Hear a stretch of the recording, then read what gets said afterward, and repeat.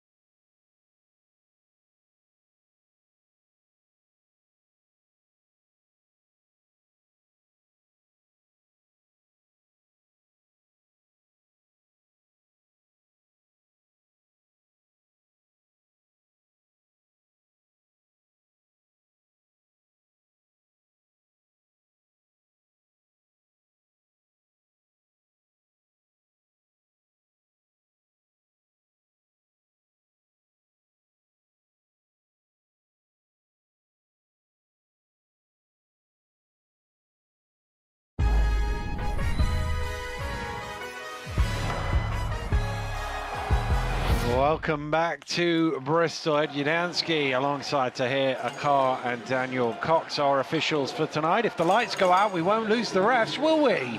No doubt, they're here to stay.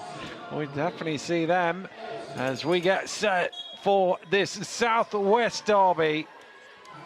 Plymouth against Bristol, and well, that's not the cleanest jump ball you've ever seen, but somehow Levi bats it back to Dusha, and it's Plymouth who get the first offense. Stolen away though, and an easy run back, simple as you like, defense to offense for Bristol. Yeah, and having Tijon Lucas back in this lineup for a while now after his injury has been big for Bristol. He was big at conducting their offense early on in the year, and having him back in flow has been great.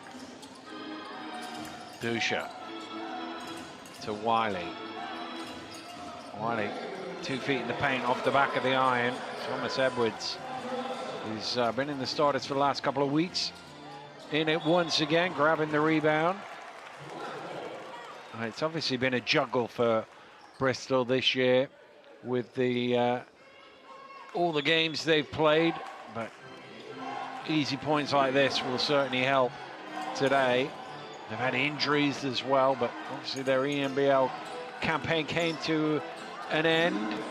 So now it's about finding that rhythm ahead of the playoffs, assuming they book it in, and there's their captain in off the glass. Yeah, they've had a long season. A lot of games are on the road, a lot of games with different lineups, but that can sort of craft a team, and maybe they're poised to really get in a good seed for this playoffs and try and make some noise. Well, they've got a chance to move up the standings tonight as Levi throws it up high. They will go past Surrey if they are to win today.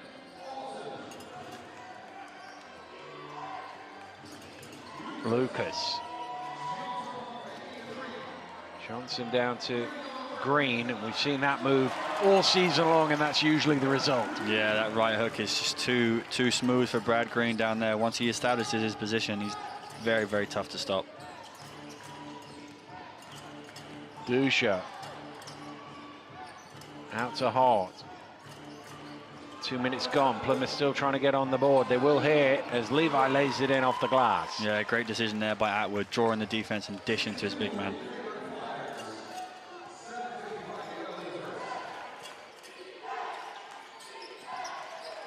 Oh, that's nice. Just left Atwood on the floor and he knocked it down. Maybe he gave him a little trip, but we'll give Ollison the benefit of the doubt. Nice shake and bake. Wiley to the mid-range, short. Johnson pushing. Lucas, he pulls up. Interesting decision there from Lucas. I feel like he didn't really have much. Taking a mid-range pull-up in transition isn't necessarily the highest percentage shot. Atwood top of the key, not quite enough in the legs. Plymouth obviously coming off a back-to-back, having played last night. Green laying it in, and it's a rather inauspicious start for the Patriots, down 10-2. Yeah, and you know, Brad Green, he's got good feet for a big man of that size. You know, he's really good in the paint. He finds his spot and converts. Hart. There's been a lot of mid-range shots for Plymouth. And none of them have gone in yet. Yeah, they need to be a bit more aggressive down that end of the floor, really put pressure on the Bristol defense. They're sort of letting them off the hook right now. Poked away from Thomas Edwards. Diving on the floor is Levi. Dusha sets himself for three. Bench is up. They knew that was in. And that's something he can do really well, VC Dusha from the three.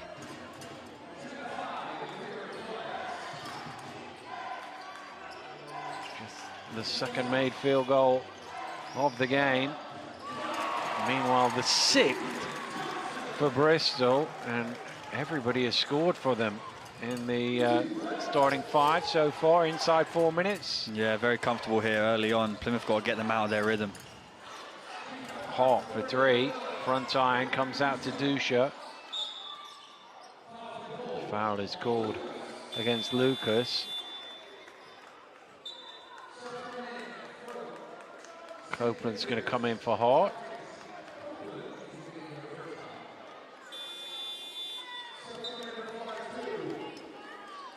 Bristol going to make a change as well, as Jacob checks in.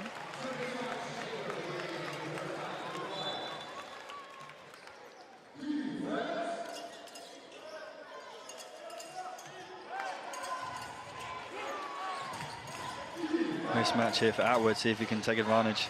Well, it's another nice pass, isn't it? Levi on the end of it. Yeah, good decision there. Again, drawing the defense and just making a simple play.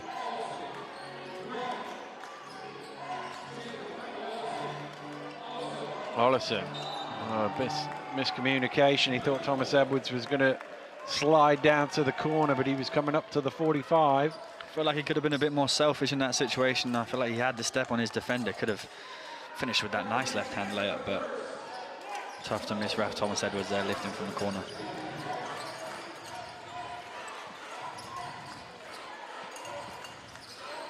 Dusha. Copeland running off the screens. Top of the key. There we go. He's knocked that one down. That's the first mid-range that's been all the way to the rim. Yeah, Copeland, really silky offensive player. I've seen him score on all 3 levels since he's come into the league, and guy that's got some size too, so extremely versatile player here for the Patriots. Jacob, a little fake to look at the rim, but gets all the way to the basket.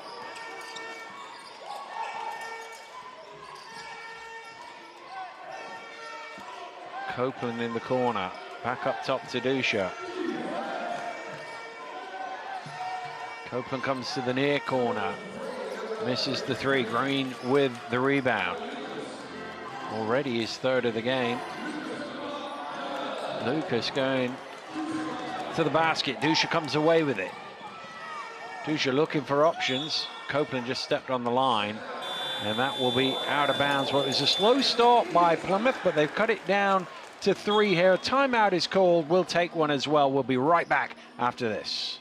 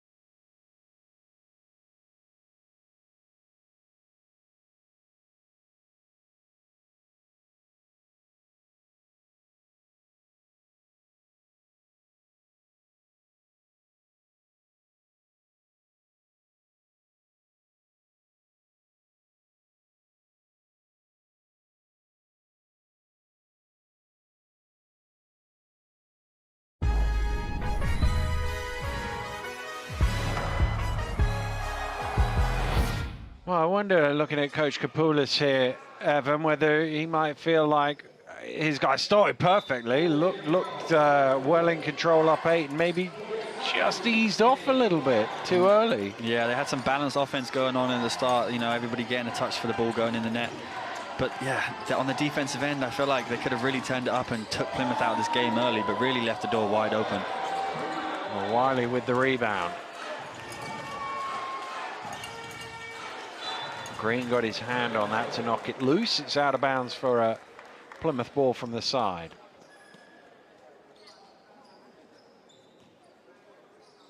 And if you're Bristol here, you've got to try and smell blood and see that Plymouth aren't really at the races so far and really try and take them out of the game as early as possible.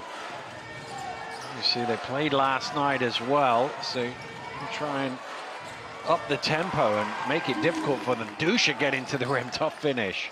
Yeah, Samuel's being a bit handsy with him there. He didn't like that he didn't get the call, but good to finish around the tough defense. And Samuels at the offensive end. That's a little flat. Again, not the shot that Bristol were really looking for, if you're being honest. Wiley to the rim, and Plymouth with a chance to take the lead here, having been down 8 early on. There's another look back at that Dusha one. You see there's a little bit of contact there, but he probably backs away at the point of shooting, Samuels. Yeah, the hand checking early would probably be in a call. Not sure about any call shooting foul going on there. But Dusha sitting down now, it'll be interesting to see how this Plymouth City Patriots offense starts ticking. You know, I mean, not too much of a general out there anymore. Might be more one-on-one plays going on. See if Bristol can really clamp down on the fact that there's no real general out there and really disrupt the Patriots offense. Wiley misses both from the free throw line. Levi also sitting down. It's the last 6 points of the game for Plymouth. If they could have made it 7, they would have had the lead, but no joy from the free throw line. Here's Smith out to Bradley. He's going to fire up the 3.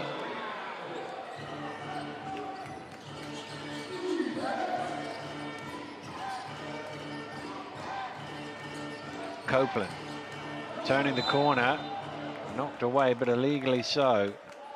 Foul is called.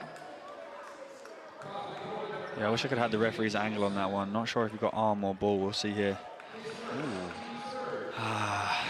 The swipe down gets a lot of people. I understand. You know, I understand when there's a hard movement downwards, it can look like a foul, but I feel like a lot of times in these games it's very quick, so the referees do have to make a quick decision. But that to me looked like it was all ball. You got there in the end. I thought you were going to skirt around saying you didn't agree with that call. It's okay.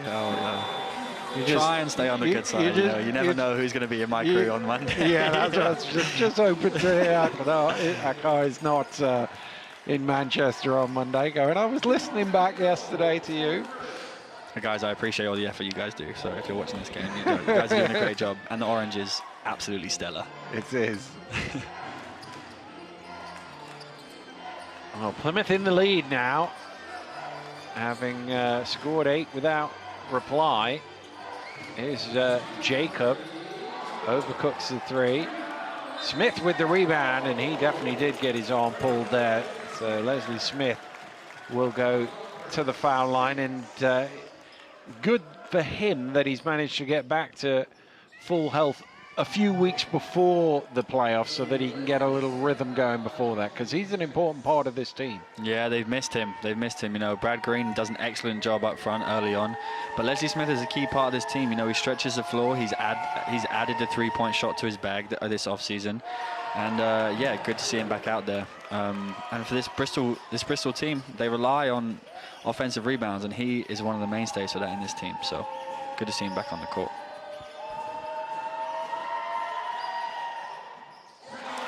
Well, he brings to an end that Plymouth run and ties the scores at 13. A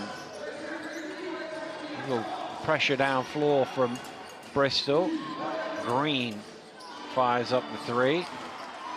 Atwood with the rebound knocks it down. Yeah, that's his spot. If he's going to get the ball there, he's more than likely going to make it.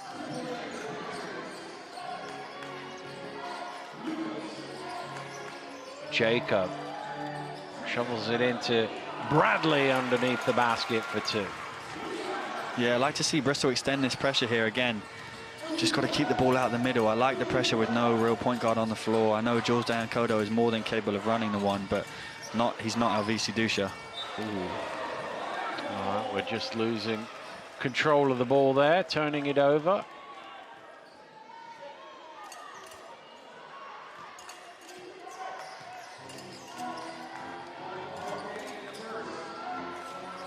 Lucas under a little bit too much pressure from Jules Dangakodo.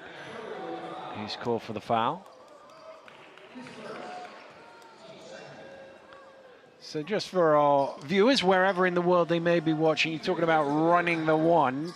Just to explain that in a little easier English for us? So the 1 is necessarily attached to the point guard role, and the point guard is someone who is responsible for bringing the ball up the floor, running the offenses, making sure that, you know, all their players are in the right spot for offenses and defenses to run smoothly. And of course, as the point guard, you got to know the play, but you have to know it from everybody's position in some ways to make sure everybody's going where they're going. And Helvetius, as you say, that's his natural position.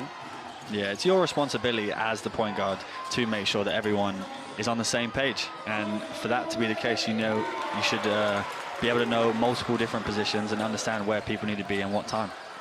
Johnson getting to the rim. There was quite a collision, should we say, between Green and Smith. Just keep an eye on those two. Here's Smith underneath, and he's able to score. Did I say Smith? I meant Green. Sorry, I went the wrong way there. 2 Greens, 1 Smith. There we go. And 1 basket.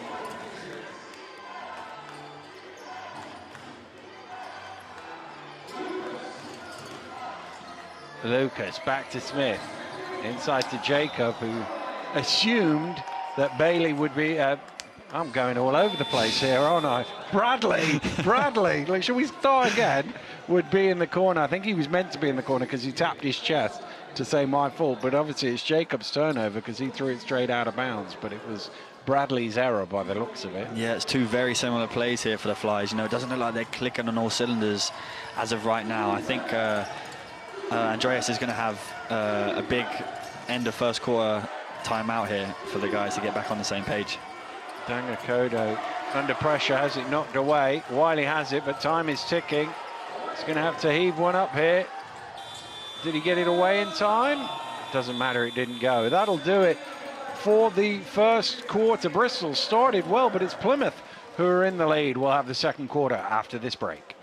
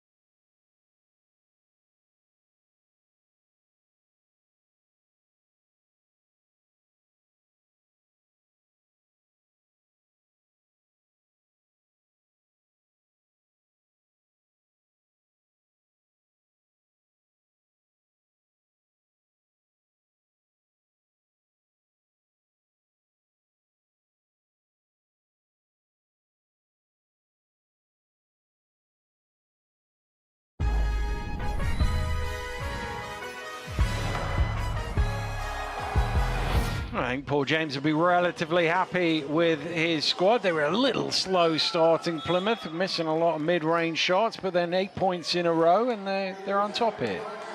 Yeah, they've come out the brighter of the two in the end of the first quarter. So we'll see what Bristol can do to really disrupt them here. There's Bradley down low, and a little hook shot out of the Brad Green textbook there. He's someone that can be a real matchup nightmare for most teams. You know, he's broad. I reckon he's at 6'8", 6'9", long arms, versatile player. So we'll see what he can bring for today. Hall. to Dangakodo. Dangakodo shot, draws iron. Kick forward to Smith out in front. Smith running the floor into rim for two. And that's what Bristol have to do. Concentrated defense on that side of the floor and then easy buckets down the other end. Well, Flyers back in front now, minute into the quarter. Copeland for three. Not quite had the legs on their shots from outside yet, Plymouth. Dangakodo's going to try. That one falls short as well. Yeah, they're trying to brush off some rust from last night, potentially trying to get acclimatized to this Bristol gym. Can be difficult to play in. You know, the rims and the floor, it's a different environment. And for away teams, you know, I think this is where Bristol really thrive. You know, they're comfortable in this gym and they know what it feels like. They know what it takes.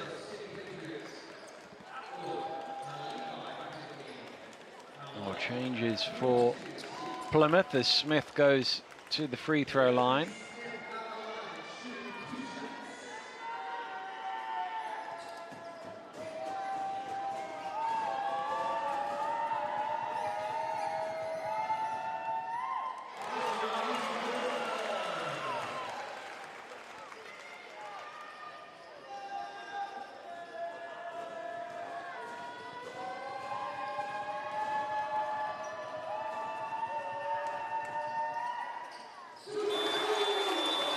Smith makes both from the line, and Bradley's going to sit down as well as Smith as Coach Kapoulis rotates.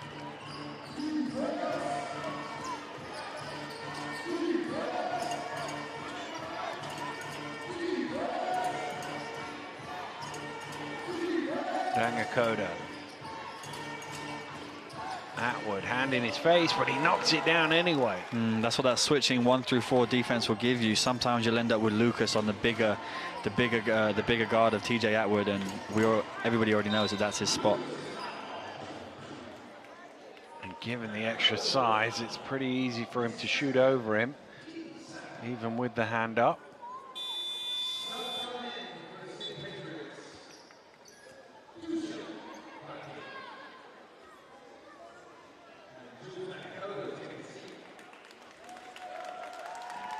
Dangakodo makes his way to the bench.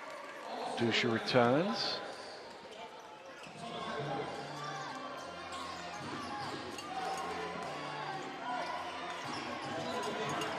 Green, muscle in his way, but a bit too much muscle as he throws Levi to the ground. I think he's a bit surprised by that one, but I think Spencer Levi just beat him to the spot. And he didn't extend, but he did have his shoulder right in the middle of his chest, so going to the ground, I think it's an easy call there for Ed.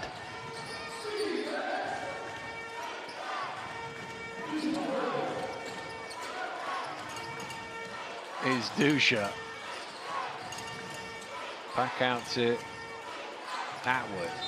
Trying to swipe it through, and foul called against Raf Thomas Edwards. Yeah, he knew Raf's hands were all over him there, just to swipe through. The ref was looking right at it. Good use of the ball right there. Sometimes that's what you have to do, you know, maybe he got the ball there, but if you can take the ball through the defender's arms, if the defender's reaching on you, it's a great play, because then that defender knows next time that he can't just have his hands all over you. So even though he didn't get a clean look that time, maybe next time the defender's hands won't be obstructing him. It's also the second on Thomas Edwards, so he's had to sit down as Atwood continues his mid-range masterclass. Got to get him out of his spot. It's too easy for him right now. Mollison kicks it out to the wing. Lucas's three is off the mark. Two of the battling rebounders going head-to-head in Green and Levi. Plymouth come away with it.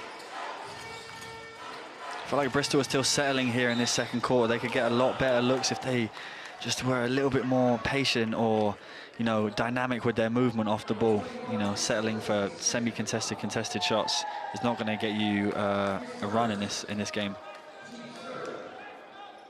Well, it feels like they started in rhythm, Bristol, and then because they got out to that early lead, it almost made them ease off, and they haven't quite got back to what they were doing in the first few minutes. Yeah, maybe they settled into a position of comfortability, and that's not something that you can expect against any matchup in the British Basketball League this year.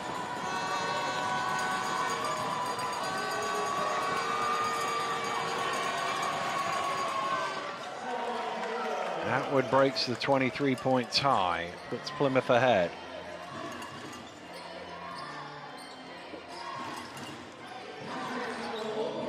Lucas. Johnson, and Copeland was just underneath him there on the land, so that'll be 2 free throws for Keedy Johnson. That's where he's really effective, when he plays with closeouts, plays in the gaps, you know, dynamic guard that can get into the paint and cause a lot of problems with a lot of different shot varieties in his bag. I'd like to see him really step up in this game. You know where else he's really effective? Drawing offensive fouls. I saw some data the other day. He leads the league in offensive fouls drawn, which, given how many games he missed through injury, is quite impressive. He's clearly got a very good nose for when an offensive foul is coming. I can only think of one. I think of one when we played against him, actually. We had, he was running back in transition, and we had, I think, Lawn, he was going to the rim, and he just slid in right at the last minute and managed to draw a almost unbelievable charging call. So credit to him.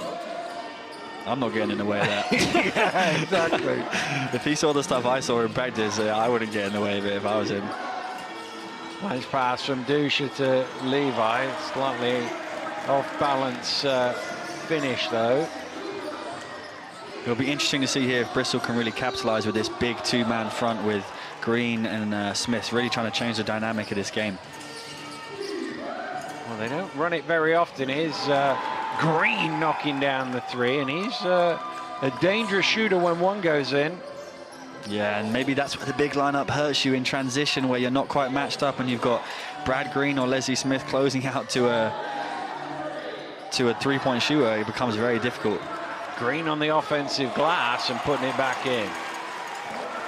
First offensive rebound of the game for him. First second chance points of the game for Bristol. And that's how Bristol win games. You know, they're #1 in rebounds per game, #1 in offensive rebounds. Well, you know, as soon as Green makes 1 3, the next time he touches the ball, it's going up, and this time it goes in. And now Bristol have to be really cognizant of where he is on the floor. They have to be on high alert for where Green is now the rest of the way. Oh, there's a bit of something going here.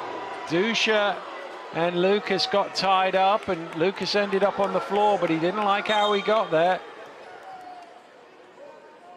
The Southwest Derby is starting to heat up. Well,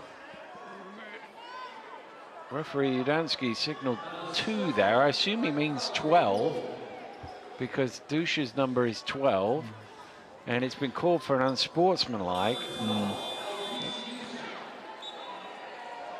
You can see they're wrapped up there.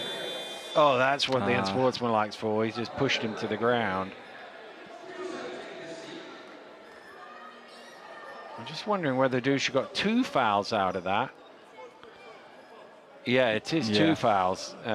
Referee Udansky just explaining there was a foul first, and then the push to the ground is a second foul on Dusha. So he's got to sit down.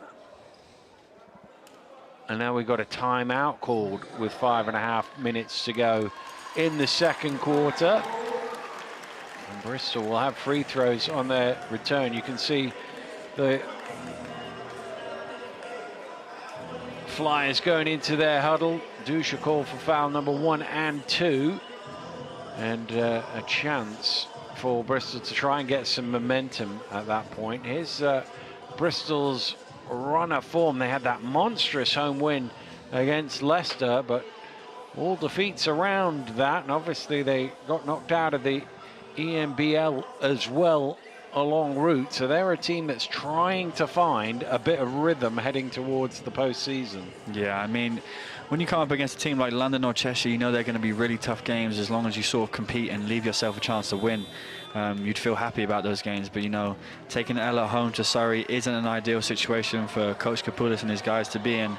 Like you said, we've got some guys coming back from injury. You know, they've had a very disjointed season with, you know, a lot of guys out at different times in the year, different lineups. But now it seems to be that they're all coming back to health, and they've got to find a way to get some wins on the board.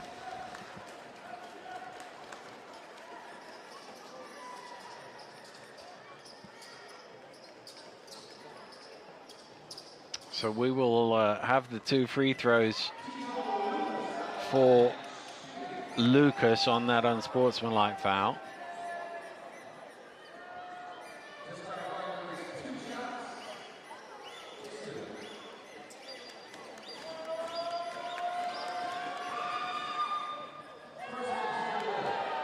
He's off the rim for the first one.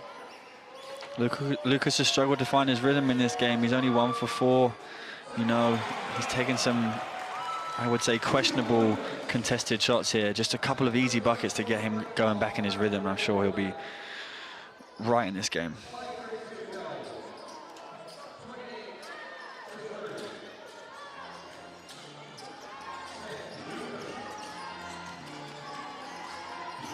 Lucas out to Ollison. Drives into trouble. Levi shutting the door. Away come Plymouth. Back to Hall. Green is going up. You know it. That one didn't go in, but Levi with the offensive rebound, denied by Smith. Great block. Kicked out to Atwood for 3. Gets his own rebound. Hart now is going to try the triple. That doesn't go. Plymouth beating Bristol with their own game right now. 2 offensive rebounds in a row. Wow, that was way off the mark from Johnson. Kapoulis has really got to reel his guys in right now. He's got to understand that what they're really playing for here. You know, there's not a conceded effort to take the right shots to win this game. You know, they've really got to refocus and understand what it's going to take. Hart for 3. But I think the foul was called on the screen. Lucas fouling as he tried to fight over the top, and well, Coach Kapoulis not convinced by that. It's a 2-point game here in Bristol. Timeout is called. We'll be back after this break.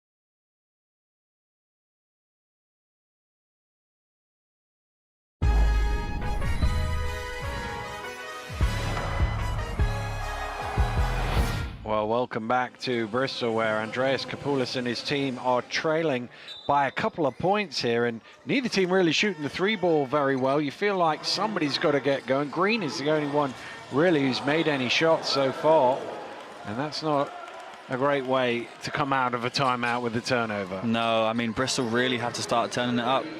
You know, Plymouth have just given them the opportunity here, turn the ball over right out of a timeout, and it'd be good to see what Andreas has drawn up here to get Plymouth really in this, Bristol really in this game. The shot clock didn't start there, so referee just calling a halt to proceedings while they sort that out.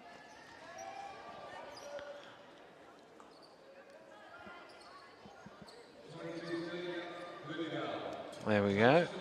Gone back to 22. Samuels crosses midcourt.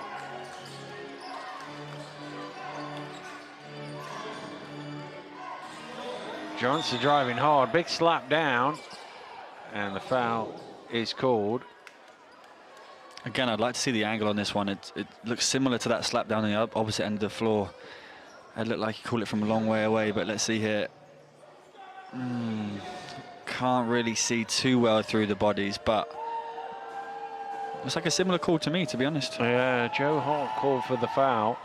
And again, it is one of those where he's probably got a handful of ball, and maybe there's some arm on arm as well. Yeah, the aggressive slap down just sells it for any sort of referee if they're in doubt, I think. I was always taught from one of my junior basketball coaches back in the day that to swipe upwards, and a teammate of mine actually now, Jamel Anderson, does a really good job at that. You know, he's always in your grill and then he's swiping upwards, and it becomes very difficult to dribble the ball at that point. Green shot over the top. Oh, it's still alive. No, he stepped out of court. The other thing about swiping upwards is you might bang him in the nose, and then he'll have to sit down for a couple of minutes while his eyes stop watering. Yeah, maybe get a little poke in the eye, maybe a scratch, maybe some blood. I'm in the ball. Look, I don't want to hurt anybody. I'm in the ball. No, Whack the ball up into them. Not slap them in the face. Look, I'm not out here to hurt anybody, put it that way. PSA for all the ballers out there, let's make sure that we cut our nails, because that can be treacherous. True. Some guys come out here with like seriously long nails, and next thing you know, you've got cat scratches all over your arms. So, PSA, if you got a game tomorrow or this week, just get your nail clipper out. Give a little clip. So if anybody from the Sheffield team is watching now, you have until Monday evening to sort the nails out. Here's Samuels for three, in and out. Bristol still looking for their first triple of the game.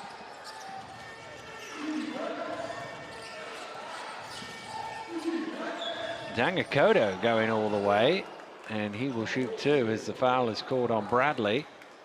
I think he tried to get him right before that motion of shooting, but just going to give him he's in his steps. So unfortunate one for Bradley to take there. Probably thought it was a good play to try and stop the transition, but didn't quite get it off in time.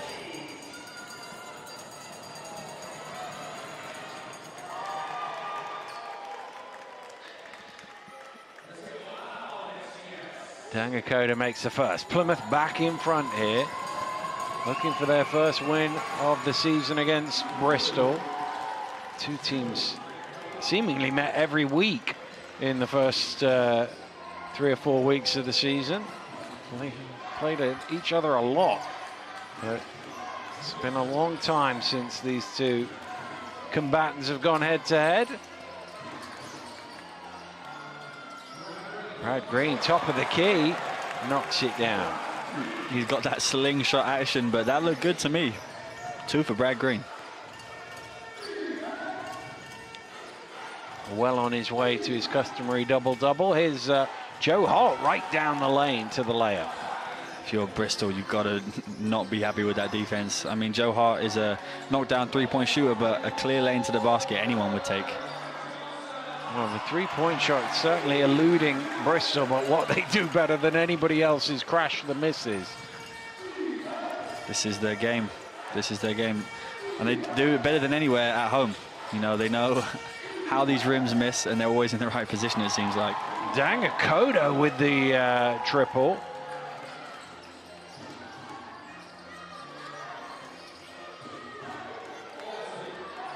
Well, there haven't been too many threes in the game, but Plymouth have hit them all. Bradley trying to get Bristol one, and Bristol's threes have been way off the mark as well. They haven't even looked close, you know.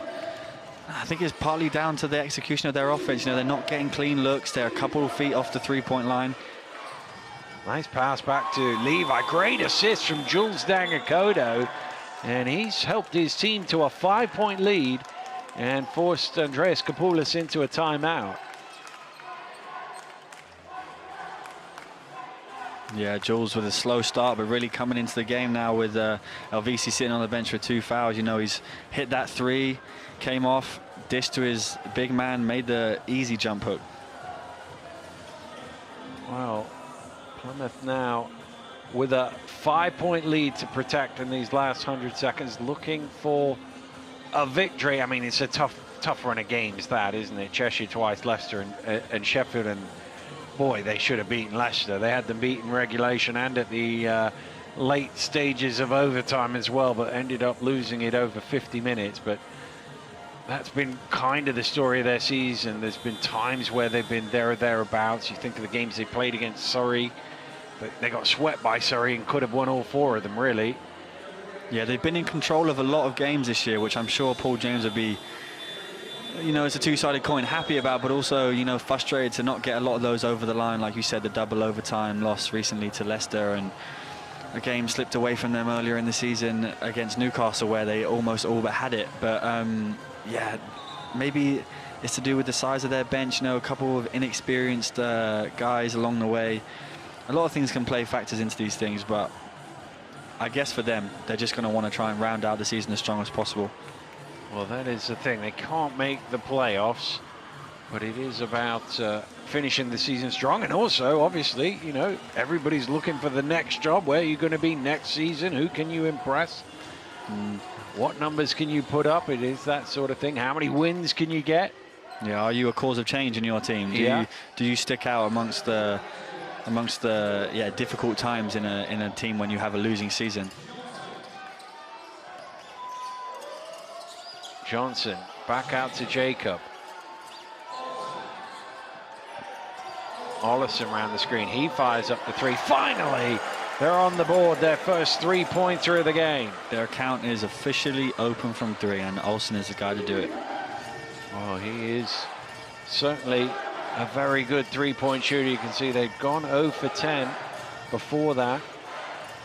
Dangakoto has another look at 1, and he hits 2. Jules Dangakoto with his second triple of the game. Yeah, big time 3 from Jules, and a steal and a lay from Atwood.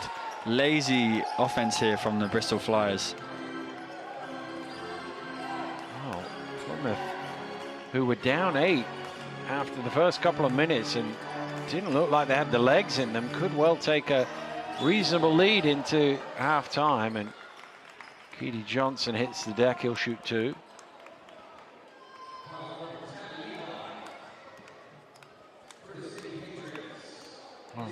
Ollison shooting 36% from the 3-point line this season, knocking that one down. Yeah, and he's effective as any off the dribble, you know. Some guys are really good at catch and shoot. As some would label it, it's easier to do, but he's one of those guys that has a good dribble up 3. You know, he can sort of pull it from anywhere. I've seen him on his day when he's really confident. The dribble up 3s in transition become really tough for him.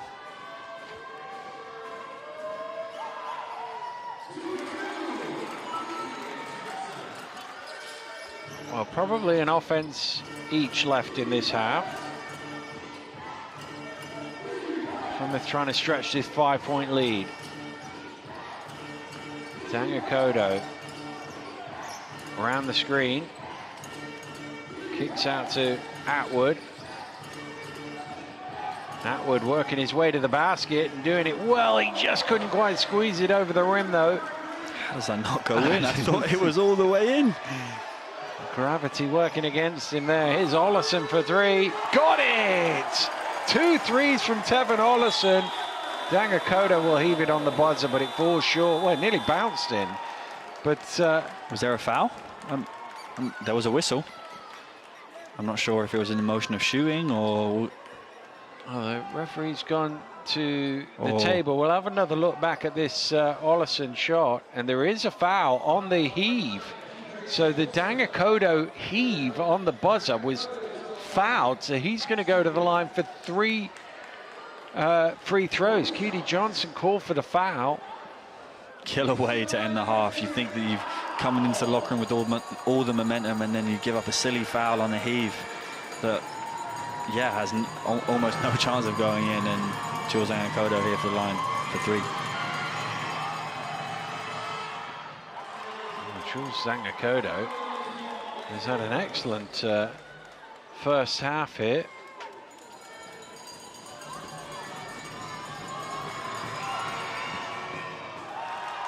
Double figures. He's got 3 assists, 2 rebounds as well.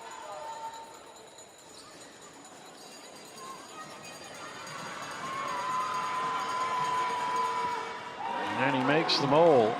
It's a little bonus for Plymouth at the end of the first half, and it's the Patriots fans who are the happier here in the Southwest Derby. They have the lead at the interval. They started slow, but Jules Angokodo coming off the bench to give them 10 points. Green as well, 26 points off the bench for Plymouth City Patriots, and that is why they have the advantage at halftime. We'll break it all down right after this.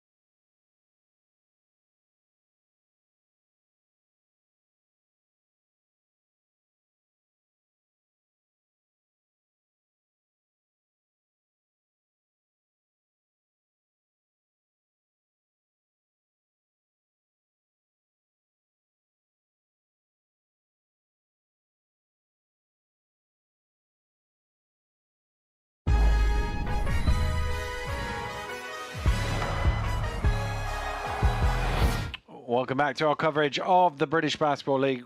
Daniel Ratledge and Evan Walsh with you. Evan, Plymouth's bench, excellent in that first half. 27, they're outscoring the starters. Yeah, well, I mean, with nothing to play for, they're really putting out a big punch out there. You know, they're taking advantage of Bristol being lazy on the defensive end, and it's great to see. Let's have a look at the numbers from that first half, and Bristol struggling from the three-point line. They made their last 2, but had missed the first 10, and that's one of the things they have to do, crash the rebounds, get the second chance points, and maybe they haven't really done that quite to the level that they normally do. Yeah, Olsen kept them in that game with the last 2 3-pointers there, but the slip-ups on the defensive end have just led Plymouth into their real flow of offense, and you can see that they're really getting comfortable out there now. Let's have a look back at the story of the first half here in Bristol. And it started so well for the Flyers. I mean, first couple of minutes you thought, oh, Plymouth looked like they haven't got the legs here, and Bristol in cruise control, got up 8 early. Yeah, they found their spots early. They were playing good defense. They were concentrated together. But here come Plymouth. You know, they got in the lane. They were dishing the ball out, and they made Bristol feel like uncomfortable when they were in that mode of relaxation. And Plymouth were struggling a little bit from the three-point line as well in the early stages, but when Green came into the game, he was able to knock a few down, and then Dangakodo having one of his better offensive nights of the season as well. And that's the sort of punch that we haven't seen much of from the Patriots this year, that extra offense off the bench. Well, we questioned what would happen when Elvisi Dusha went to the bench. We didn't really know who was going to take command of the offense, and Jules Dangakodo stepped up to the mark, you know, and his benchmate Green came along with him too, started making some threes, big hustle plays, and of course our guy TJ Atwood is always finding his mid-range jumper. Well, that's the thing, you've got the metronome of Atwood that you can rely on throughout the game, both in terms of his rebounding and his scoring, but have you got enough around him? And Bristol just, they didn't quite look in rhythm. Some of the shots they took were way off the mark. Yeah, I mean, their three-point shot, yeah, like you said, they were off the mark and they were a little bit just too far away. They were just off their spot. It seemed like Plymouth were really disrupting the Flyers' flow on offense. But I guess from Coach Kapoulis' point of view is they've not been very good in this first half, but they're only down 5. Yeah, of course, you know, they're shooting a very low percentage from 3, but actually they're shooting 61% from the 2. So, you know, they got to feel confident in some things, and if they can turn up their defense, they've got a really good shot at this. Well, we've got some highlights for you now. In a moment, we'll have the earlier game, Surrey against Caledonia. But first, let's look back at Plymouth's game last night against Cheshire.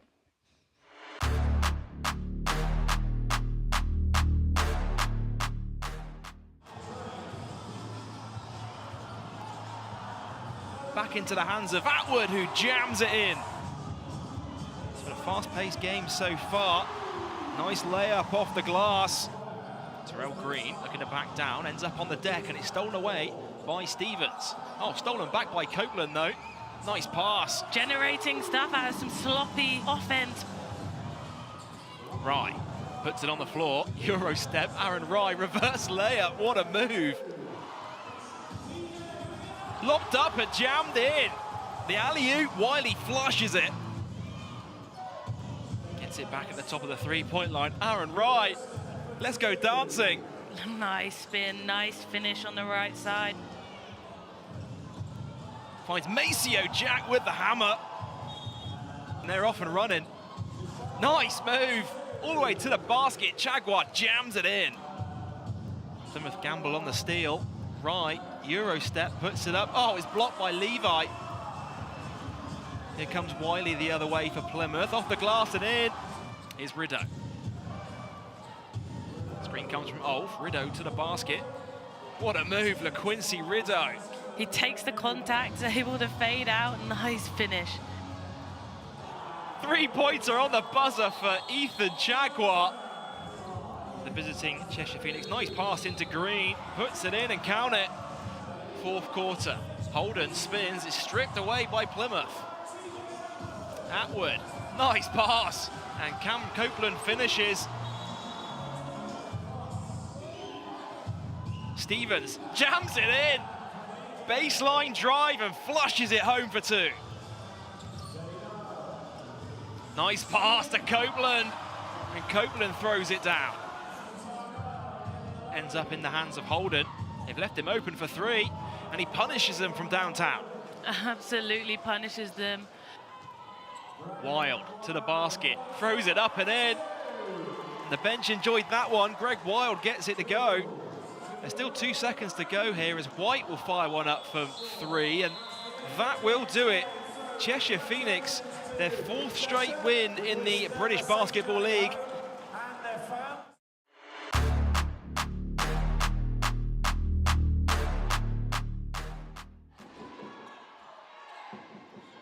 Oh, Jameson from the three-point line. Jameson stringing the 3. You don't see him take too many, but he knocked it down there. Well, he certainly moved more there. Lobbed up to Moore at the other end, and that's that pick and roll we've been talking about. The connection, Moore's been screaming for it all season, and Josh Steele on the fast break dunk. Well, another turnover. They're just giving it back to each other. Once they slow it down, once they speed it up. Cooper says, I'll shoot a 3. And you can't let him do that. Wang. It's Cooper again, looking for back-to-back and finding back-to-back 3s. Oh, Lawrence! He was looking for options that weren't in, and he says, I'll just shoot it myself. Well, Bothwell just too strong there, taking it right at Gooden. Oh, back-to-back 3s for young Nettis. More to the turnaround. Surrey did everything they wanted, and yet they're still down 3, Evan. Oh, Josh Steele attacking the rim. That left-handed drive straight down the middle of the defense. Ah, it's a long day for Lloyd Gardner. I'm sure he's pulling his hair out thinking about why Quade Green is able to get that shot off. Here's Ogundengbe. Oh my goodness, Teo! Turn back the Beautiful. clock, Mr. Teo Ogundengbe. Why are you looking like me out there, Teo? Wow, that was definitely out the Evan Walsh playbook there. Mohammed strong through the contact, punches the air. Gooden, he's going to fire the 3, and he's going to knock down the 3. It's into more. Long arms off the glass. Beautiful finish under pressure. It's Gooden trying to find some room. He gets his shot away and he hits it. What a tough shot from Cam Gooden. Green shovels it down to Moore, who finishes from close range and is fouled from behind by Mohammed. Whelan, top of the key. Patrick Whelan, he's a clutch shooter. But it's Caledonia who have won. Not an easy one at all, but they have seen it through by 89 points to 95.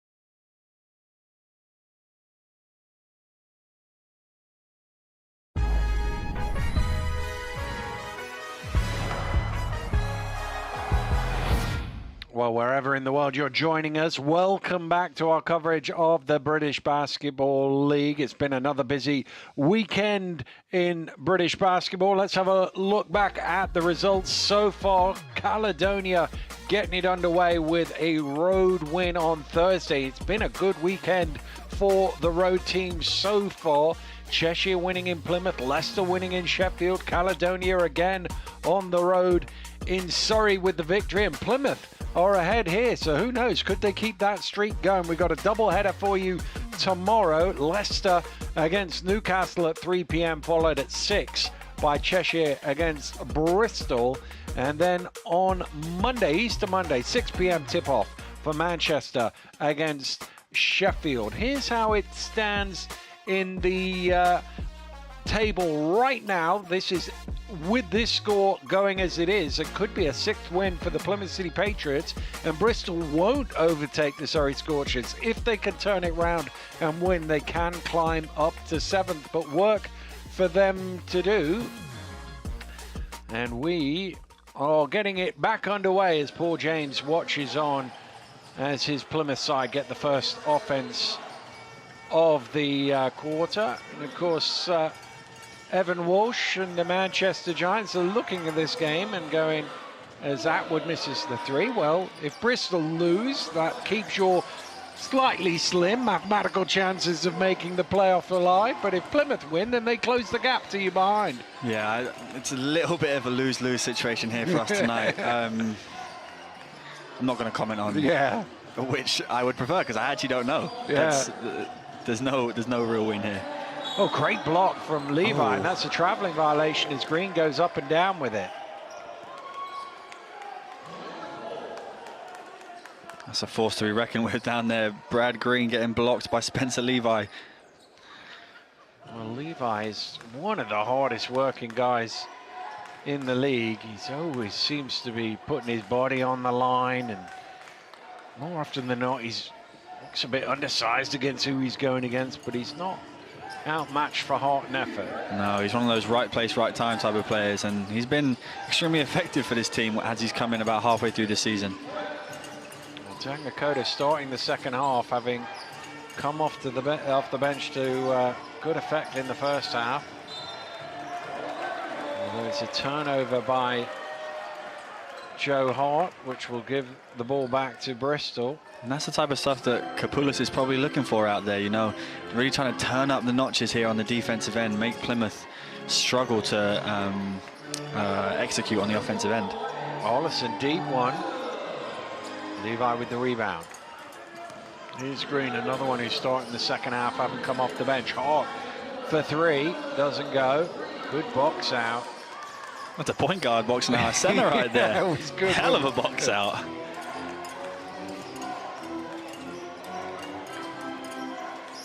Ollison's got to like this matchup here. Oh, well, he loses out. Atwood running it back.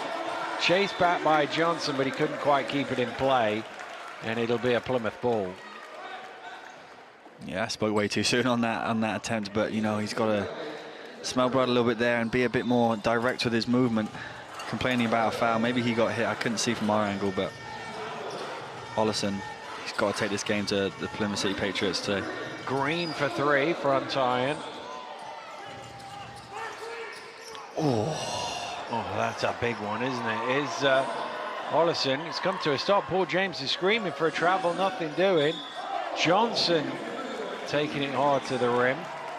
And that is something that Coach Kapoulis coaches. You know, there's been a couple times in my career, I think when one of the Del Pest brothers was playing for Bristol, I naively was picking up full court and ran very similarly into one of those full court screens just like that. And I can tell you now that you will feel that for weeks.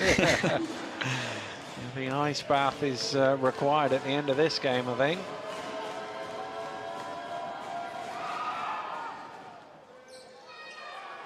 Johnson doesn't quite get the home court roll. Here it is. Atwood just didn't see him.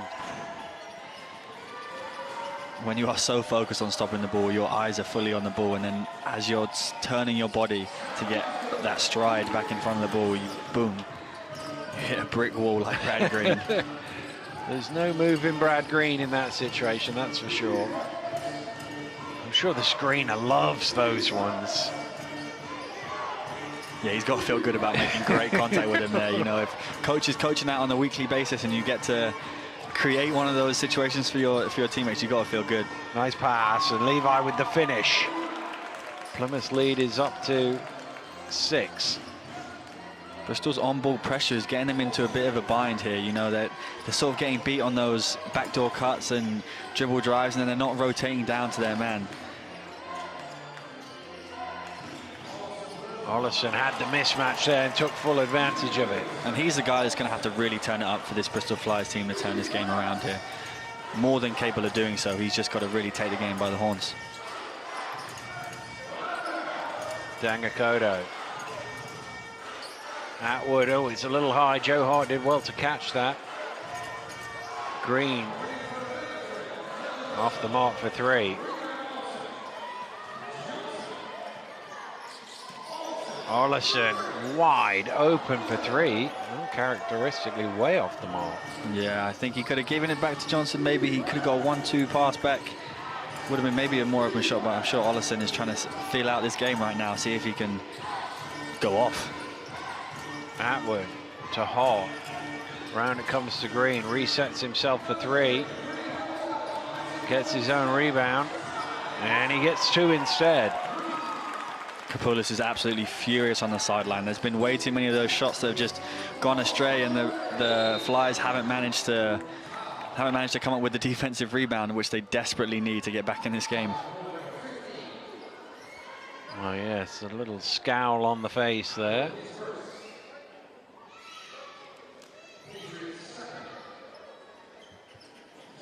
Mood lightened slightly by the foul that has sent Ollison to the free throw line.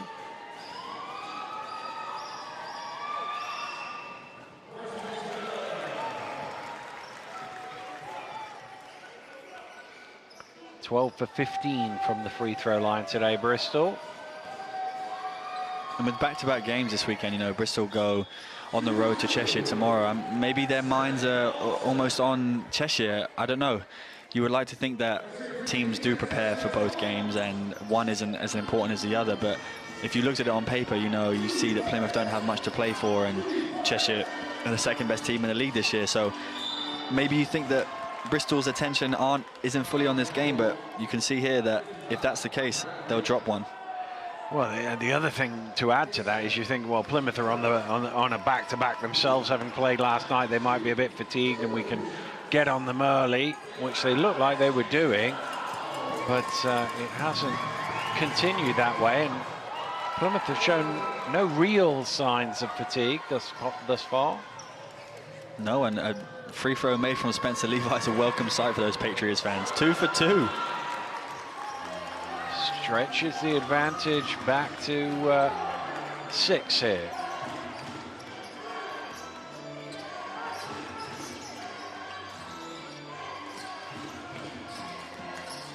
Green looking for some options, can't find any, so he shoots it himself, and why not? Takes it upon himself to knock down the mid-range jumper. Pass almost plucked out of the air by Johnson.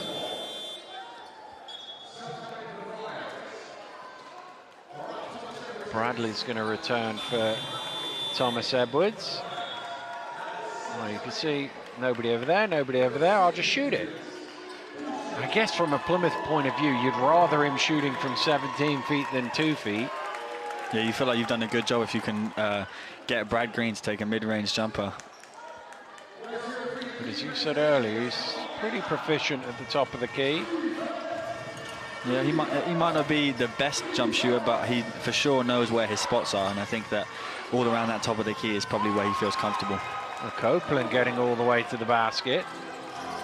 Trading buckets for this Flyers team isn't going to help them get back into this game. They really need to put a forceful stop on this defensive end. Well, just about threaded the needle, but Bradley can't convert. Offensive rebound doesn't go in for Green. And that's where Bristol do need to convert to. They're so used to getting offensive rebounds and putting it back, and that'll kill you if you miss on that end and let TJ Atwood get to his money spot. Oh, a gap is now up to 8. It's the biggest lead that Plymouth have had. Ties the biggest lead either side have had in the game. Green, he's too deep there. Oh, but he's missed it. Great execution there, but just a poor finish in the end. Couldn't convert. Dusha gets it back. He'll shoot the three, and he'll knock down the three. And suddenly Plymouth are into a double-figure lead, and Coach Kapoulis has to call a timeout because they are 49-60 behind. We're going to take a timeout as well. We'll be right back.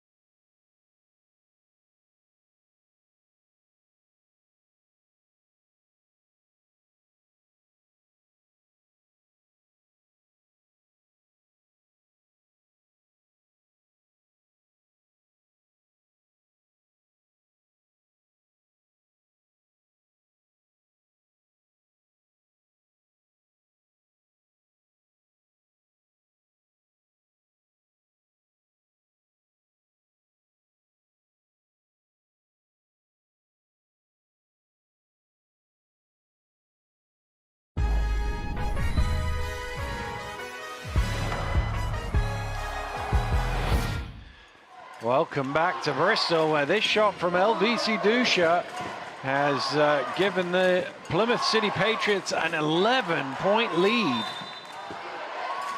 And Bristol need a response here. You can hear the fans trying to get behind the team, trying to urge them on to make a run here going into the fourth.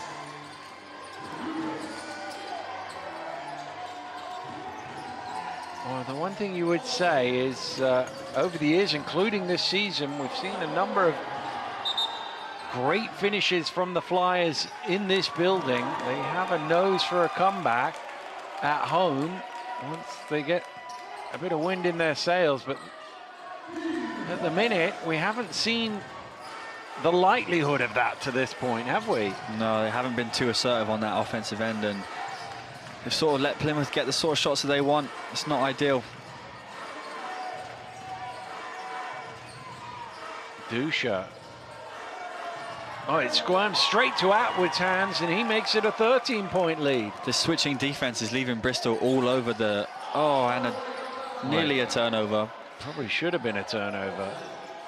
Well, you think, when we put the last four results up earlier, I think that game here against Leicester, how they picked apart the Riders, and they've been so far off that today.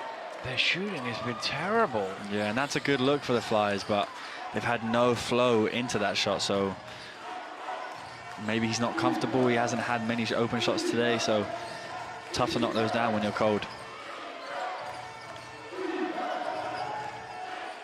Wiley, he's not really got going today. Atwood thought about the three, resets for it on the buzzer. Oh, Smith rising up for that to tip it away. Ollison for three. They needed that. Tevin Ollison. He's the guy. He is the guy. If they're going to make a comeback, he's got to be the front of this. Defense the cry from the home fans. Wiley putting it on the floor to the spin cycle, knocked away by Smith. Levi has it. Atwood, his three replies, and Coach Kapoulis is going to call a halt to proceedings here because the lead has gone back out to 13 with 2.5 minutes to go. And Plymouth now have a lot of belief in themselves right now. Yeah, Plymouth are getting those 50-50 balls. They're scrapping on the defensive and offensive glass. Feeling like that Bristol just don't have enough fight in them right now, and they've really got to, if they want to turn this game around, they need to bring out that fight.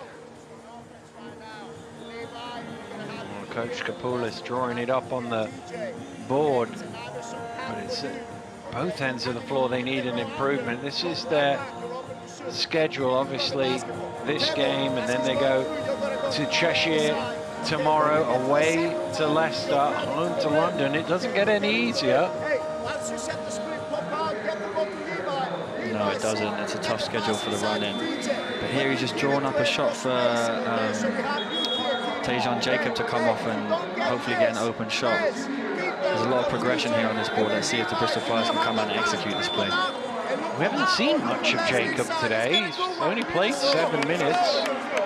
Taking a couple of shots. He's someone that can change the dynamic of this game. His ability to shoot the 3-ball and get into the rim it's a special one. They've not really gone deep into their bench. Samuels has played a few minutes, but it's only really Smith and Bradley we've seen in the rotations, and even then we haven't seen much of Thomas Edwards, who started the game. Basically 4 of the 5 starters have done the heavy lifting.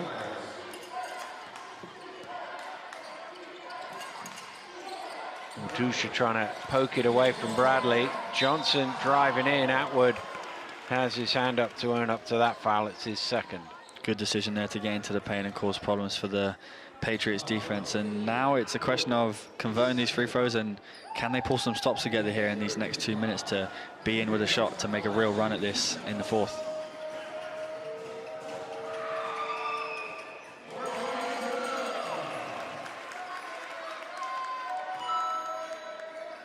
$14 points for Johnson. This will move him level with Ollison as the leading scorers on the Bristol Flyers team.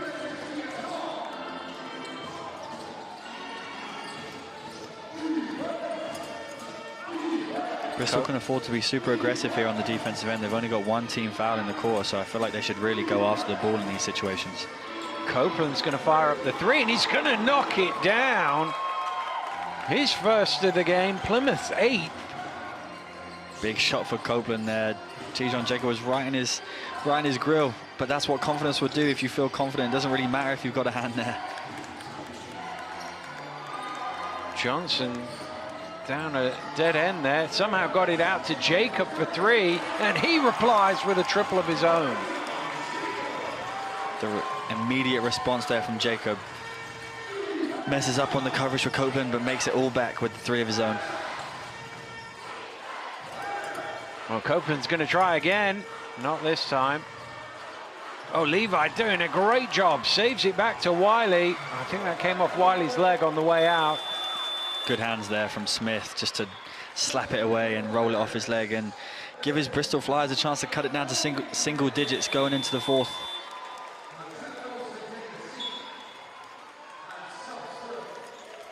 Well, Landolfi, we're talking about the Flyers bench, not seeing much of them. Landolfi into the game for the first time.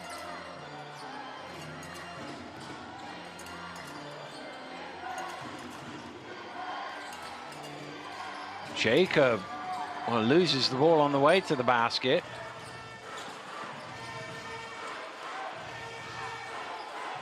Dusha looking for room on the baseline. It's through the hands of Levi. Here's Landolfi pushing. He's got numbers.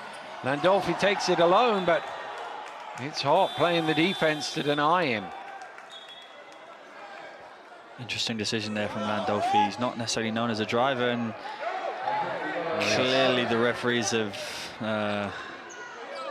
missed the call on that one. I think Landolfi come away with, he's been on the court for about 25 seconds and left the court with a bloody nose. Yeah, here's another look.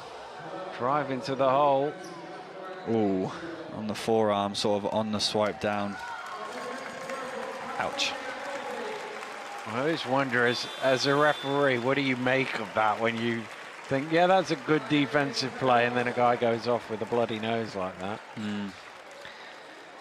those transition players can be difficult. I understand that, you know, we move up and down the court at a fast pace, and sometimes when the referees are running, they're running, and they find it difficult to maybe look over their shoulder or get to the right spot because you know, they can't see the right angles. And from their angle, I'm sure it looked like he got the ball, but yeah, a lot of the times the face touches and, you know, around the shoulder area kind of gets missed. Well, I think they've managed to get some blood on the court there, so they're.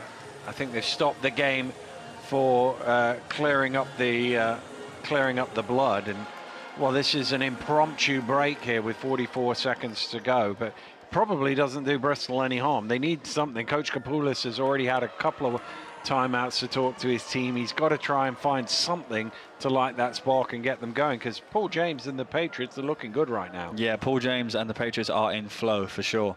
You know, Kapoulis he's been over animated, he's been under animated in times, you know, so to sort of spark this team, it's a little bit of a mystery right now, but can going into the fourth and the change of momentum really go in their favor? Well, that is the question. Busy weekend in the British Basketball League. We've got a double header for you tomorrow. Leicester against Newcastle, big rivalry in British basketball. They go head to head at 3 p.m. at the Mattioli Arena tomorrow, followed at 6 p.m. up in Ellesmere Port.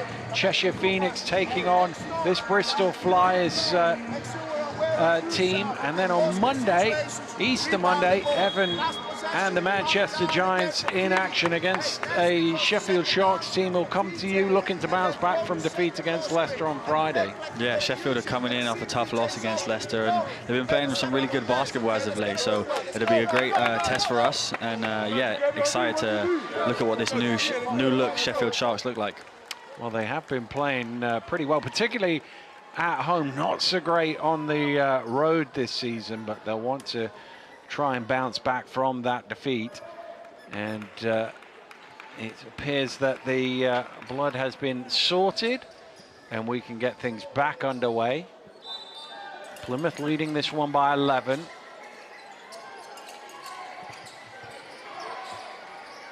Turnaround from Bradley, good follow. Well, that doesn't drop either. They've had a few of those today, Bristol. A few too many that they've left on the rim, you know, a couple of Brad Green, Katie Johnson there, Smith had one. Tough way to find yourself down 11 with those sorts of misses. Dusha trapped in a corner, was he out? Yeah, it went off Dusha, he bounced it off the legs of Smith, but then before it hit the out of bounds, it hit Dusha, who was out of bounds, and therefore it goes back to Bristol. With the shot clock off, they can run this down to the buzzer, try and get it into single figures. Huge time in the game here for Bristol, see if they can execute and get a bucket on the board going into the fourth. Now Johnson looks to go around the screen. Is it an illegal screen on Smith? It is. I'd have to see that one again, but from first glance, I don't like that play. I think Leslie Smith was in his ground, and he just stood firm, and I don't think Dusha or, you know, the Plymouth City Patriots were really expecting that screen. I don't think he overextended his shoulder or his elbow. Tough one. Oh, Dusha bringing it forward to Hart. He stepped on the line. Wow. Elongating this third quarter here with turnovers at both ends. Doesn't seem like either team want to add to their tally here. Well, he had a second to drill. Oh! From three-quarter court, Katie Johnson. What a way to finish the third quarter. I was just about to say he had a second for a dribble there, but what did he need?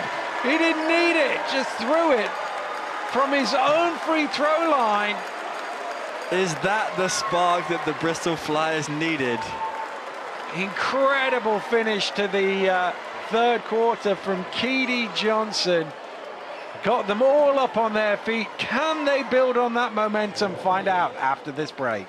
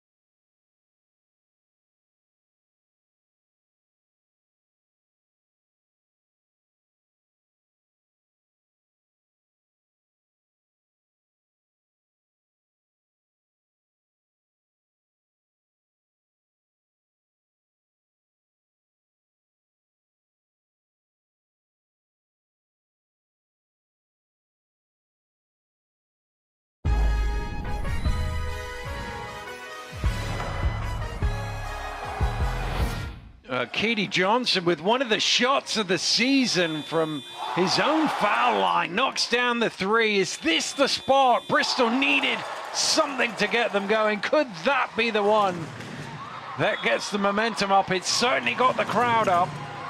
I practice that shot almost every day in practice, and to do it without a dribble, to get it there, is impressive. So hats off to you, sir. Well, they have possession to start the fourth as well. Smith. Johnson slightly closer three. Same result, though. And 6 points in about 15 seconds for Keedy Johnson. I think we can officially call that a heat check. Indeed. It's down to 5, and Plymouth, who were looking so comfortable, now under some pressure. Dusha lobs it up, but it's deflected. Plymouth still have it. Dusha's going to hit the fire up the three. It misses. Bristol on the run. Jacob, not quite. Wiley gets a hand on it, but can't keep it in play. Yeah, good way to force the ball down the floor there after a tough defensive section. You know, we asked what was going to be the spark, and I think Keedy Johnson was the one to answer the call.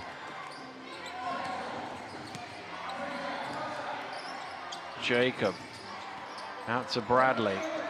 Bradley back to Jacob, and under all sorts of pressure he squeezes it home, and suddenly it's a 3-point game. Plymouth need to stop the bleeding. That's not the way to do it. Good defensive stand there from Smith. Used his body really well. Blocking foul is the call.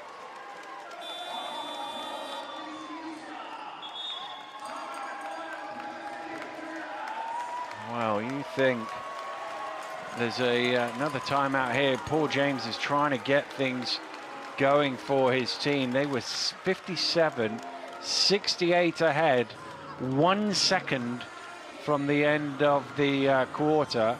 And now a minute and 15 seconds, 16 seconds into the fourth. Their lead is only 3. You mentioned it earlier, Bristol and this building. There's something about the comeback that the Bristol Flyers love at the Wise Arena.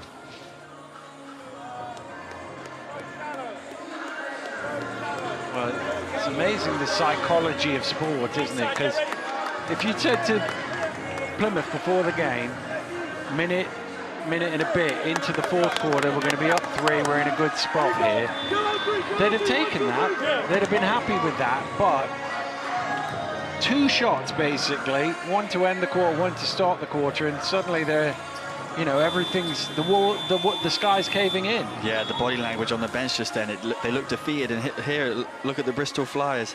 Everyone's engaged. That looks like a really together timeout, and I feel like they really feel like they can smell blood here, and Plymouth look a bit deflated, and they've got to find a way to bring their spark back. Well, as we've seen, it only takes one play to shift the momentum. But Plymouth really need it now. Home fans making the noise, trying to get their team back in front.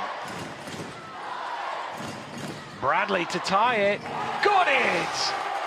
And the Bristol Flyers, just like that, are rolling. 11 points without reply in basically a minute and a half to level the scores at 68. Dusha for 3, misses. It's a foul on the rebound. I think it's on Bradley. It is 42 that's shown to the table. But here is number 42 at the other end of the floor, stringing a 3.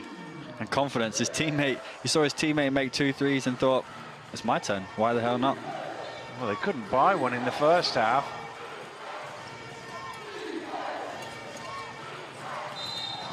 Ooh. Keedy Johnson knocking Levi to the ground. His third personal. Smart play from the defender there to go down after that, you know. As a guard running off those screens, sometimes you have to sort of bump the bigs out the way because, you know, you can't go around them, so might as well try and go through them. Atwood. Dusha.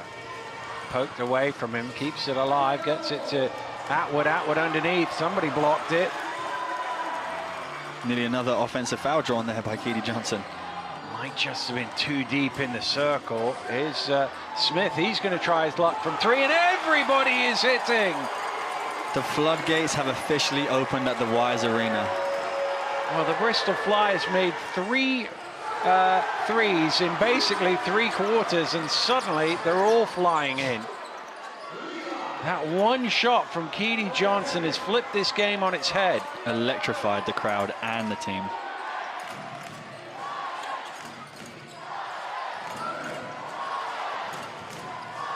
Ollison, he floats one up. Rebound pulled in by Wiley. Plymouth need a score. They have to stop this run. They've been stuck on 68 for well over 3 minutes. Atwood down the lane, and he's going to have a chance from the free throw line. Yeah, eventually that foul's called. You know, there was a lot of hands on that play. But this is the sort of time where Plymouth have found themselves on multiple occasions this year. When it gets a little bit angsty in that offensive set, you know, the offense doesn't look so smooth as it did in the first 3 quarters. Everyone sort of looks around and the spacing's not right, and you know, the execution isn't there. So this is something that the Plymouth City Patriots are really going to try and nail down for the rest of this game and the rest of the season. Well, it was 54-68 with 2 minutes to go after that Copeland 3. They haven't scored since then, so that's almost 5 minutes without a score before that free throw. And of course, it's TJ Atwood to stop the bleeding.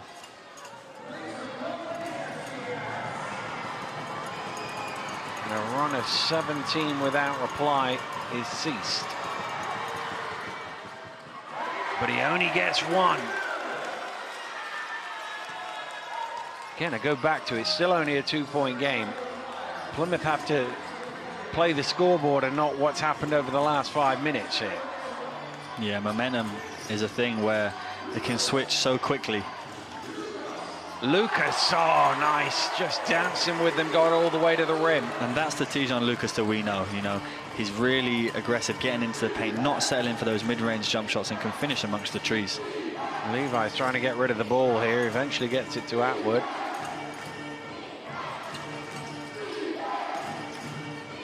Dangakodo across to Atwood, late in the shot clock, fires up the 3, front iron, and Lucas with the rebound.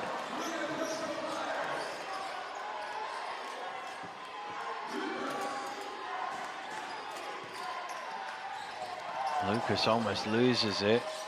Paul James thought that was illegal, but referees didn't. Well, Wiley's trying to steal that away, but Lucas pounces on it. Low clock here. Well, Lucas trying to sell a foul there, and it goes out of bounds for Plymouth ball. Yeah, disjointed offense there for the Flyers. I felt like they could have been a bit more disciplined. Well, there's one of the slap downs that looked like he might have got more arm than ball there. Yeah, tough one. I think the referee was on the bottom side of the stanchion and couldn't probably see through the bodies. Tough one for Tijon Lucas there. Feel hard done by in those situations.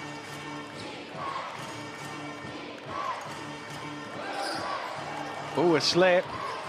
Dangakodo. Didn't quite look legal, but a foul was called first. Lucas, the offender, his 3rd. And now 5 minutes to go. The next foul from Bristol. Plymouth are going to be shooting 2 shots, so that's at least something that the Patriots can look forward to. If their offense isn't going so well, they can get on the line and put points up that way. Atwood out to Green. Green putting it on the floor, driving to the rim, and he will shoot 2. Did a really great job getting him off the 3-point line, but then you've got to just make him finish with no foul there. You know, a runner from a 3-point shooter is something that you would want as a defensive team, but to stay away from fouling at the end is got to be at the top of your list. Particularly with the scoreboard pressure that they're under here. Just 1 point so far in this 4th quarter. That's number 2. He makes them both. Well, those Patriot fans who must have been in dreamland late in the third quarter. Suddenly the recurring nightmare is flashing back in front of them. Oh, good hands from Dangakodo. Smith fakes it. Oh my goodness! Good follow from Lucas. What a block from Spencer Levi, and the attempt from Leslie Smith. Goodness gracious. Well, Smith went to take everything there, didn't he? Levi needs a little help there. He's challenged well. Needs one of his teammates to come up with that loose ball. Yeah, you feel real hard done by when you have a big play like that and no one follows up with a defensive rebound. Copeland, top of the key, strings it. It's the first field goal they've made in this quarter. It's taken over 5 minutes. And Plymouth's bench continuing to produce here. You know, over 30 points here from the Plymouth bench. Was only 3 of them, so extremely impressive numbers from all of them. 36 in total. Oh, it's given straight to Dangakodo. That's going to be an unsportsmanlike. Last man, he's saying. And the Flyers are absolutely devastated they didn't get the call on the... I think they were looking for a kick ball there. Well, 75-73 the score, 4:27 to go. That's his 4th foul, Smith, as well. Timeout call, we'll be right back.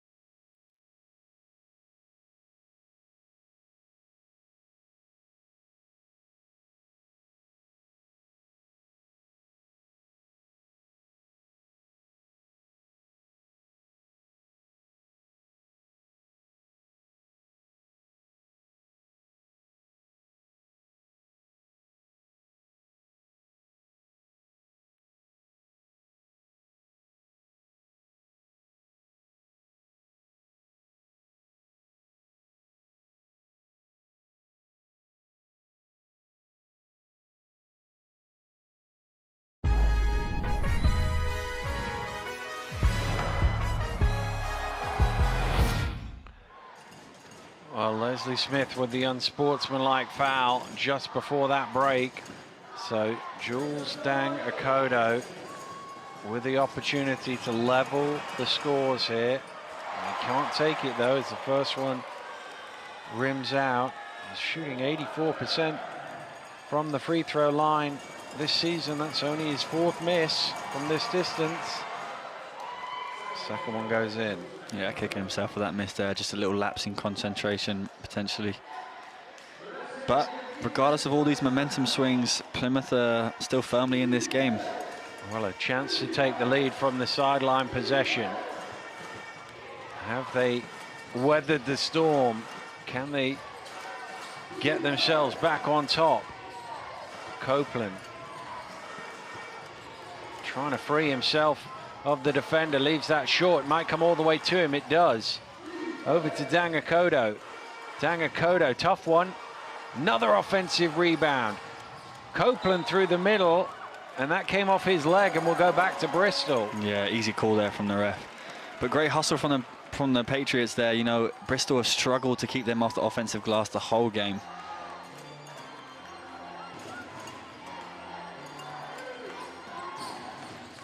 Lucas, back to Bradley. Smith comes for the high screen. Pops out to the 3-point line. Oh. Well, the people in the front row had to be quick there. That one was zipping towards them. Yeah, Bristol up 1 in this game, but they've had 3 throwaway passes and multiple chippies at the rim there, and you could think that they could be well away here, but instead it's going to go down to the wire. Well, Plymouth were in double overtime last week. Here's Dangakoto driving to the rim, and he will, again, you talked about it earlier, a chance to keep the scoreboard ticking from the free throw line.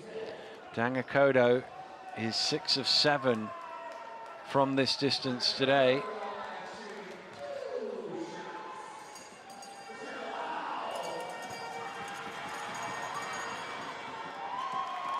See if he can redeem himself here for the 1 for 2 last time, get back on track to his average. Well, those Patriot fans have been through the ringer today, haven't they? And he puts them back on top. They're not shy of a thriller, they know how it feels. Well, 3.5 to play here at the Y's. Bristol trailing by 1 in the Southwest Derby. Trying to sweep their rivals from down the road. Bradley going the long way around. Good defense from Green.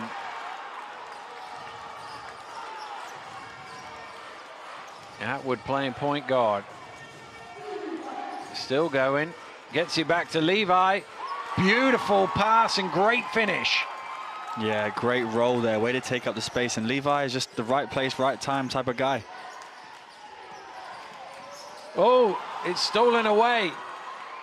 Green running it back. Green under pressure, and foul is on Levi Bradley. Bristol were in control of this game going in with 5 minutes to go, and now it seems like the momentum is fully with the Patriots here. We've got to find a way to stop this bleeding. 4th personal foul on Bradley. He joins Lucas on that mark.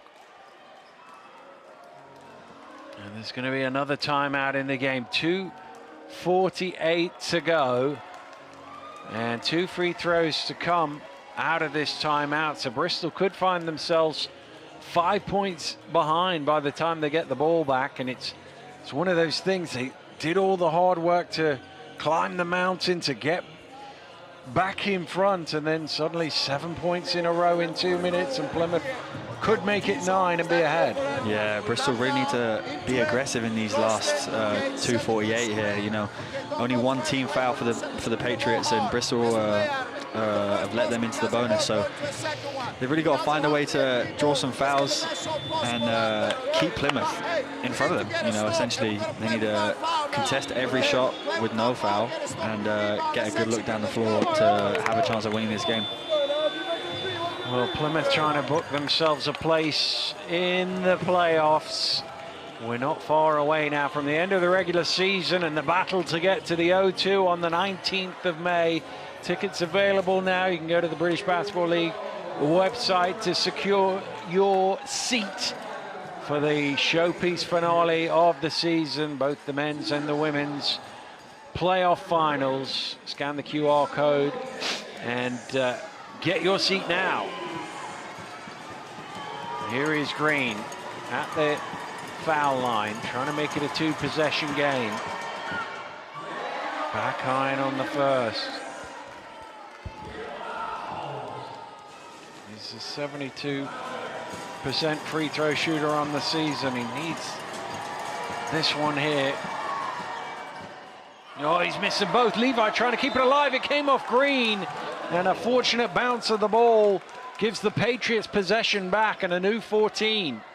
Poor concentration there from the Flyers. 2 misses, and you can't not come up with that ball right there. Dangakoto lobs it back to Atwood. Dangakoto trying to feed it to Levi. Did get it there, and Levi is able to make a play. Great awareness there from Levi, just to grab the ball before it was going out of bounds and finish for 2. Johnson up the top. Copeland in front of him, round the screen, gets the switch. They switch back. He just sagged off him for a second. Green with the offensive rebound. He throws it in for 2. Yeah, do Bristol have another comeback in the tank? Plymouth just have to keep the scoreboard ticking here. Atwood around the screen. Needs some help. Here's Copeland. Shot clock down to 5. Copeland has to go to work.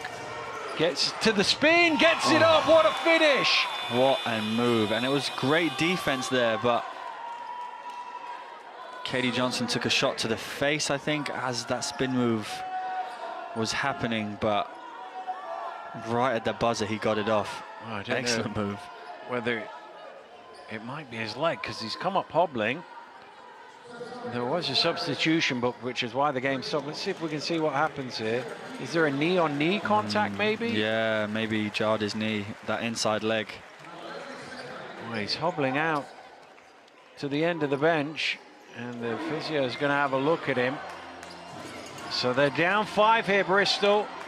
There's 105 seconds to play. Jacob, big shot for 3. Got it! Trajan Jacob.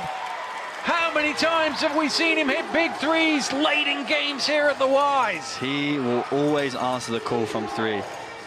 Unlimited range for the lefty three-point shooter. Levi. He's trying to get rid of the ball. He can't find a teammate. Here's Green. Green heaves one up. Oh, a long 2, on but the it's line. good. What a shot from Green. I don't think he knows it was a 2, but either way, it's still a bucket. Lucas across to Jacob. He's going to try again. He's going to hit again.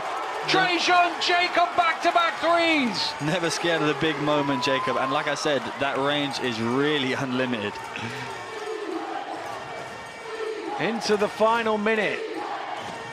Plymouth still up 1. Trying to add to that. Here's Atwood. Atwood driving hard. Atwood to the rim, lays it in. Tough finish there from Atwood. One unbelievable body control to finish for 2. Lucas circles back out. Smith to tie it. No, it's off the mark. Levi can't quite get it. Jacob now. He misses. And Atwood chases it down. And Plymouth in no rush. I guess you got to rely on your defense to get one stop here. There's a 5.5 second. Is there enough time? That's the question. They're going to try and get that one stop. Atwood going to run it now.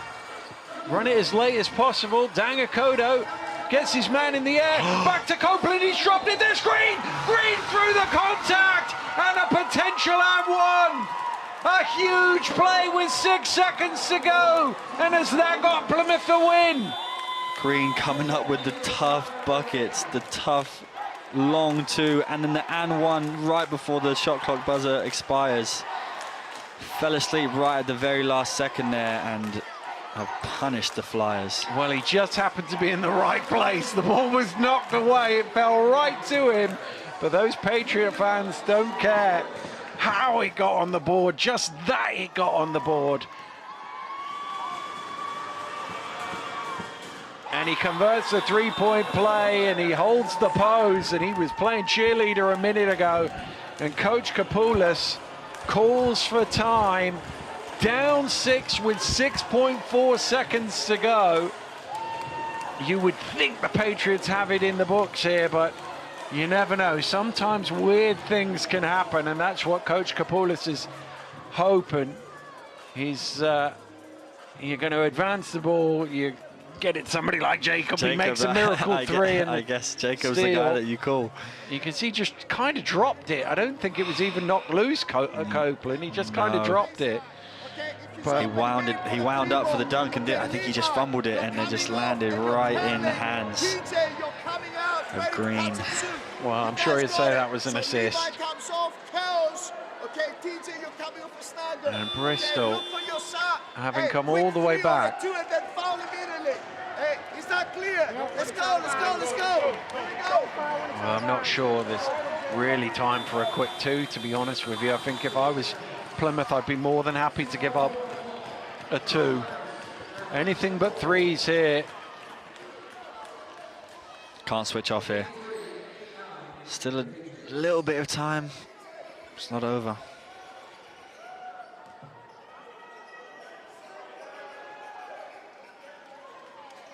Well, it will be Smith to inbound from the side. It's going to be a double for Olsen, and then Brad Green's going to go and get Trajan Jacob. And that's exactly what happens. Jacob gets it away. It doesn't go in. Green with the rebound, and Plymouth are going to beat Bristol here. Well, it was an epic comeback from the Flyers, but they didn't know that the Patriots had a response in their hands, and look what it means to those Patriot fans. We said at the top of the broadcast, you know, Plymouth were down and out in terms of playoff contention, but did they want to sting their Southwest neighbours? And the answer is yes. They came today and brought them a big fight. Well, they will enjoy that little trip down the M5. No doubt about it, those Patriots fans. And in some ways, the comeback from Bristol probably made that game a little more that win a little bit more enjoyable for the Patriots fans, because it's the downs that makes the ups. Yeah, I mean, the roller coaster ride that those fans and the team went through today to feeling down and out when, you know, Bristol had that electrifying run right at the very end of the third. And to come all the way back and to come out with the win, it probably feels great for this group. And where do you go to with your player of the game, Evan?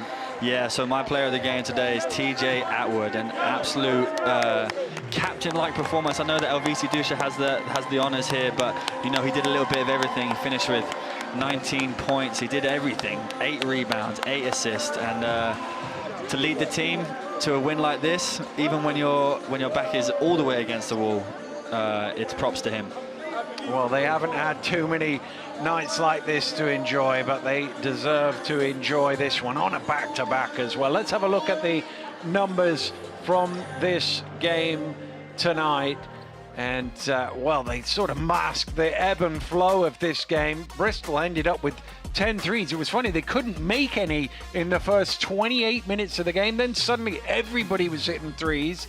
But Plymouth made enough free throws, made enough big plays down the stretch. Yeah, they did. I mean, they just didn't go away. You know, like we said, the momentum really took them out of it and then brought them all the way back in. But that's 64% from 2.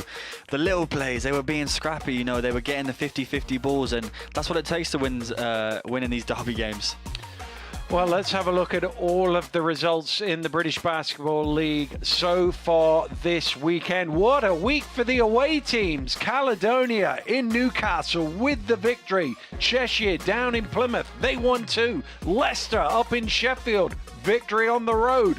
So too Caledonia in Surrey, and finally Plymouth against Bristol. It's a sweep for the away team so far. Will it continue tomorrow? Leicester taking on Newcastle at 3 p.m. Cheshire taking on this Bristol Flyers, who need to pick themselves up after defeat here at 6 p.m. And then Evan Walsh will be hoping the last game doesn't end in an away win as his Manchester Giants take on Sheffield Sharks, 6 p.m. On that one. So Bristol still in 8th. They're still trying to catch the Surrey Scorchers, and Manchester still have an opportunity. Needs a lot of things to go the right way, but still a chance to make the playoffs. And Plymouth closed the gap on the Giants. But what a wild game that was. I mean, from the Keedy Johnson heave at the end of his at the end of the third quarter, it looked like Bristol were going to do it, but Plymouth, they replied. Yeah, they just didn't go away. The never say die attitude from the Patriots, which the fans are going to love to see, you know. And it was a shame that Bristol couldn't pull it out in their own building, but that's what happens if you come out and you take any team in this league for granted. Well, they will enjoy their journey all the way home. Thank you very much for joining us. We'll see you again very soon. Goodbye.